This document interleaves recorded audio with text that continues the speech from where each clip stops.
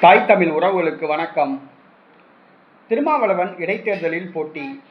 திருமாவளவன் இடைத்தேர்தலில் போட்டி என்ற தலைப்பில் இந்த காணொளியை நாம் காண்கிறோம். திருமாவளவன் அமைச்சரவையில் பங்கு பெற வேண்டும் என ஆதோ அர்ஜுனா அழுத்தம் கொடுக்கிறார். தமிழ்நாட்டில் 5 தொகுதிகளுக்கு இடைத்தேர்தல் நடைபெற உள்ளது. அதில் மதுராந்தகம் தொகுதியில் திருமாவளவனை நிறுத்த தமிழக வெற்றி கழகம் விரும்புகிறது.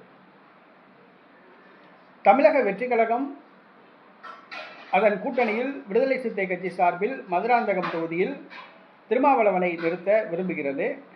திருமாவளவன் வெற்றி பெற்ற அமைச்சரானால் சிதம்பரம் தொகுதி காலியாகும்.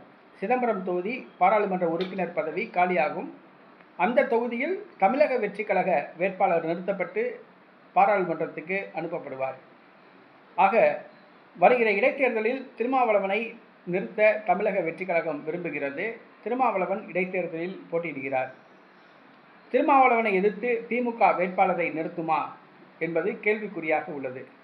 ஏனென்று சொன்னால் திருமாவளவன் தன்னுடைய அரசியல் நிலைப்பாட்டை இன்னும் வெளிப்படுத்தவில்லை. அவர் திமுக கூட்டணியில் உள்ளாரா, தமிழக வெற்றி கழக கூட்டணியில் உள்ளாரா என்பது தெரியவில்லை. திருமாவளவன் இடைத்தேர்தலில் போட்டியிட்டால் அவரை எதிர்த்து திமுக வேட்பாளரை நிறுத்துமா என்பது கேள்விக்குறியாக உள்ளது. அல்லது ஒருமனதாக அவரை தேர்வு செய்யப்படுமா என்பதும் கேள்விக்குறியாக உள்ளது. ஆனால் இடைத்தேர்தலில் திருமாவளவனை நிறுத்த தமிழக வெற்றி கழகம் விரும்புகிறது. திருமாவளவன் மௌனம் காக்கின்றார்.